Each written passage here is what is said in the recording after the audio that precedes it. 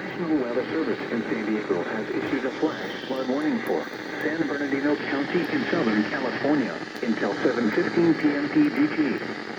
At 4:03 p.m. PDT, Doppler radar indicated thunderstorms producing heavy rain across the warned area. Between 0.75 and 1.25 inches of rain have fallen. Additional rainfall amounts of 0.5 to 1 inch are possible in the warned area. Flash flooding is ongoing or expected to begin shortly. Hazard, life-threatening flash flooding. Thunderstorms producing flash flooding. Source, radar. Flash flooding of creeks and streams, urban areas, highways, streets, and underpasses. Some locations that will experience flash flooding include Victorville, Apple Valley, I-15 between Victorville and Barstow, Oro Grande and Glendale.